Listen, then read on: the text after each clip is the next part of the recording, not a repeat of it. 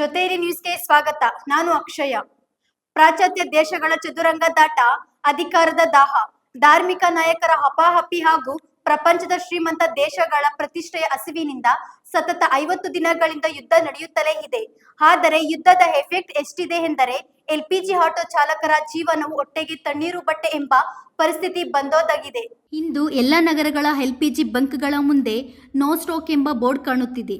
Auto ಚಾಲಕರು LPG ಬಂಕ್ಗಳ ಮುಂದೆ ದಿನಪೂರ್ತಿ ಆಟೋಗಳಿಗೆ ಗ್ಯಾಸ್ ತುಂಬಿಸಿಕೊಳ್ಳಲು ಅನ್ನ ನೀರಿಲ್ಲದೆ ಕ್ಯೂನಲ್ಲಿ ನಿಲ್ಲುವ ಪರಿಸ್ಥಿತಿ ಬಂದೊದಾಗಿದೆ. ಇಂದು ಆಟೋ ಚಾಲಕರು ಜೀವನ ಸಾಗಿಸುತ್ತಿರುವುದೇ ಕಷ್ಟಕರವಾಗಿದೆ. ಕೆಲವರು ಕುಟುಂಬ ಸಮೇತ ನಗರಗಳನ್ನು ಬಿಟ್ಟು ಗ್ರಾಮಾಂತರ ಪ್ರದೇಶಕ್ಕೆ ಹೋಗುತ್ತಿದ್ದಾರೆ. ಇನ್ನು ಮೇ ತಿಂಗಳ ಅಂತ್ಯದಲ್ಲಿ ಕೆಲವು ಕುಟುಂಬಗಳಿಗೆ ಮಕ್ಕಳ ಶಾಲಾ ಕಾಲೇಜುಗಳ ಫೀಸು, ಡೊನೇಷನ್, ಯೂನಿಫಾರ್ಮ್ ಚಿಂತೆ ಕಾಡುತ್ತಿದೆ. ಇಂತಹ ಪರಿಸ್ಥಿತಿಯ ನಡುವೆಯೂ ಯಾವ ರಾಜಕಾರಣಿಗಳು ಸಹ ಆಟೋ ಡ್ರೈವರ್ಗಳ ಕಷ್ಟಕ್ಕೆ ಸ್ಪಂದಿಸುತ್ತಿಲ್ಲ ಎಂದು ರಾಜಕಾರಣಿಗಳಿಗೆ ಇಡೀ ಶಾಪ ಹಾಕುತ್ತಿದ್ದಾರೆ. ಆಟೋದವ್ರ ಕಷ್ಟ ಯಾರು ಹೇಳೋರು ಕೇಳೋರಿಲ್ಲ. ನೋಡಿ 2 ದಿನ ಡ್ಯೂಟಿ ಮಾಡಿದ್ರೆ 3ನೇ ದಿನಕ್ಕೆ ಕ್ಯೂ ನಿಂತ್ಕೋಬೇಕು. ಗ್ಯಾಸ್ ಸಮಸ್ಯೆ ಆಗಿದೆ. ಯಾವುದೇ ಸರ್ಕಾರ ಆಗಲಿ ಯಾರೇ ಆಗಲಿ ನಮ್ಗೆ ಆಟೋದವ್ರಿಗೆ ಯಾರು ಸ್ಪಂದಿಸ್ತಾ ಇಲ್ಲ. ನಮ್ಮ ಕಷ್ಟ ಅವ್ರು ಕೇಳ್ತಾ ಇಲ್ಲ. ನಮ್ಮ ವಿಧಿ ಇಲ್ಲ, ಇದು ಬಿಟ್ಟರೆ ನಮಗೆ ಬೇರೆ ಏನು ಬರಲ್ಲ. ಇದನ್ನ ನಂಬ್ಕೊಂಡು ನಾವು ಜೀವನ ಮಾಡ್ತಾ ಇದ್ದೀವಿ. ಈಗ 2 ದಿನ ಡ್ಯೂಟಿ ಮಾಡ್ಬಿಟ್ಟು 3ನೇ ದಿನಕ್ಕೆ ಕ್ಯೂ ಅಲ್ಲಿ ನಿಂತ್ಕೊಂಡ್ರೆ ಮಕ್ಕಳು ಸಾಕೋದು ಹೆಂಗೆ? ಸ್ಕೂಲ್ ಫೀಸ್ ಏನು, ಮನೆ ಸಂಸಾರ ಏನು, ಮೆಡಿಕಲ್ ಚೆಕಪ್ಗೆ ಹೋಗ್ಬೇಕು, ಅದಕ್ಕೆ ತೊಂದರೆ ಆಗ್ತಾ ಇದೆ. ಸಮಸ್ಯೆ ತುಂಬಾ ಆಗ್ತಾ ಇದೆ ಸರ್. ಜೀವನ ನಡೆಯೋದು ತುಂಬಾ ಕಷ್ಟ ಆಗ್ಬಿಟ್ಟಿದೆ. ಸಿಲಿಂಡರ್ಗೆ ಅದು ಏನ್ ರೇಟ್ ಇರುತ್ತೆ ಗೌರ್ಮೆಂಟ್ ರೇಟು ಅದು ಡಬಲ್ ಮಾಡ್ಕೊಂತಾರೆ. ಏನು ಮಾತಾಡಕ್ಕಾಗಲ್ಲ. ಓಟ್ ಕೇಳಕ್ ಮಾತ್ರ ಅವಾಗ 2 ಕೈ ಸೇರಿಸಿ ಮುಗಿತಾರೆ ಹಿಂಗೆ. ಮಿಕ್ಕಿ ಟೈಮಲ್ಲಿ ನೀನ್ ಕರಗಿದ್ಯಾ ಬೆಳಗಿದ್ಯಾ ಅಂತ ಯಾರು ಮಾತಾಡ್ಸಕ್ ಬರಲ್ಲ.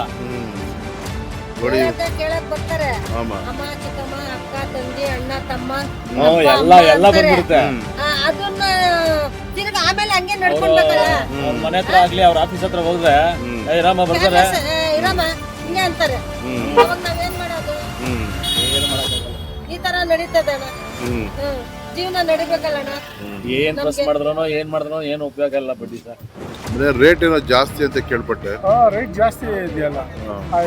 ಇದ್ರ ಹತ್ರ ಬ್ಯಾಂಕಲ್ಲಿ 120 ಅಂತೆ, ಸೆಟೆಟ್ ಬೆಸ್ಟ್ ಆಫ್ 150 ಅಂತೆ.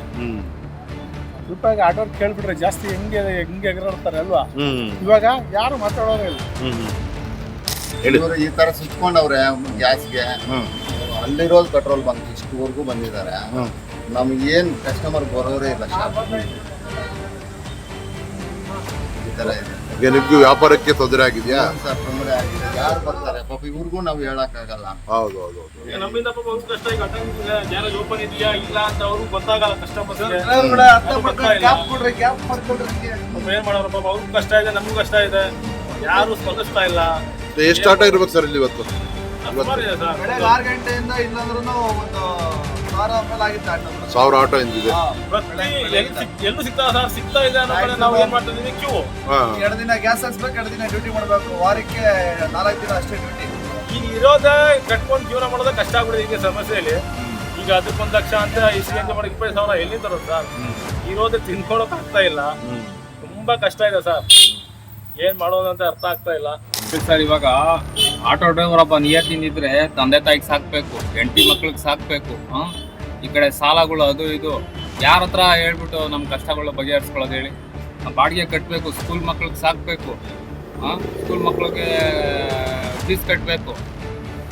ಎಲ್ಲ ಥರ ಕಷ್ಟಗಳೈತೆ ಸರ್. ಯಾರು ಬಗೆಹರಿಸ್ತಲ್ಲ ಸರ್. ನಮ್ಮ ಸುಮ್ಮನೆ ಆಟೋ ಡ್ರೈವರ್ ಅಂತಾರೆ ಸರ್. ಎಲೆಕ್ಷನ್ ಟೈಮ್ನಲ್ಲಿ ಮನೆಗಳ ಹತ್ರ ಬಂದು ಕೈ ಮುಕ್ಕೊ ಬಂದು ನಿಂತ್ಕೊಂತಾರೆ.